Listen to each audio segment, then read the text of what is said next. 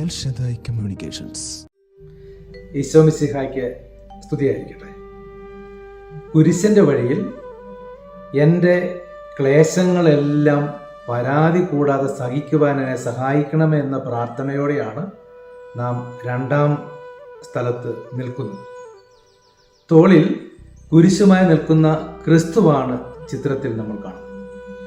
നമ്മുടെ ജീവിതവുമായി ഒത്തുനോക്കി ചിന്തിച്ചാൽ തോളിലെ കുരിശനാണോ ഭാരം, അതോ കുരിശെടുക്കേണ്ടി വന്നു എന്ന ചിന്തയ്ക്കാണോ ഭാരം? ലളിതമായ ഒരു ഉദാഹരണം പറയാം. കുടുംബജീവിതത്തിന്റെ വിഷമങ്ങളെ പറ്റി പറയുന്നവർ സ്വകാര്യമെന്നോണം പതുക്കെ പറയാറുണ്ട്. വിവാഹം വേണ്ടിയിരുന്നില്ല, വീട്ടിലേക്ക് അരി മേടിക്കേണ്ടി വരുന്നതിൻ്റെയോ ഫീസ് കെട്ടേണ്ടി വരുന്നതിൻ്റെയോ ആശുപത്രി ചെലവിൻ്റെയോ ഭവന വായ്പയുടെയോ ഭാരത്തെക്കുറിച്ചല്ല ആ പ്രസ്താവന, ശരിയല്ലേ?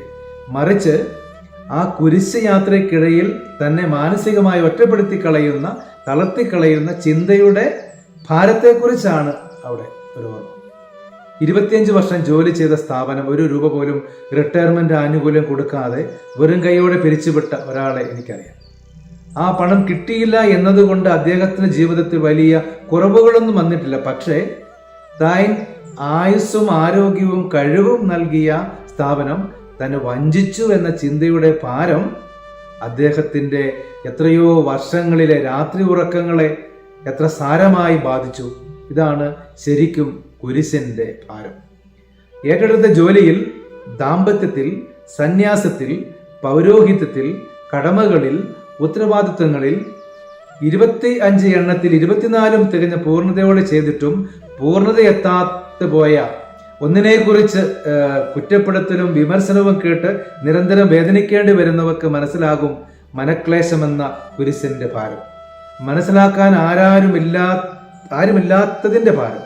ഈ ലോകം മുഴുവൻ സഞ്ചാരികളുടെ ആൾക്കൂട്ടമാണ്. തങ്ങളെ മനസ്സിലാക്കുവാൻ ഒരാളെങ്കിലും കിട്ടുമോ എന്ന് തേടി അലയുന്ന സഞ്ചാരികളുടെ ഒരു കൂട്ടം. അങ്ങനെ കൂടെ കൂടിയവർ വഴിയിൽ ഉപേക്ഷിച്ചതിന്റെ ഇരട്ടി ക്ലേശം പേറുന്നവർ വേറെയും. ഭാരമേറിയ കുരിശ് യാത്രകൾ പിതാവായ ദൈവത്തോടുള്ള സ്നേഹത്തിന്റെ ഊർജം കൊണ്ടാണ് ക്രിസ്തു ആ കുരിശെടുത്ത് നിൽക്കുന്നത്.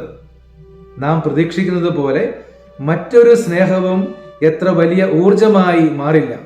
ആ സ്നേഹത്തിലാണ് അഭയം തേടേണ്ടത്.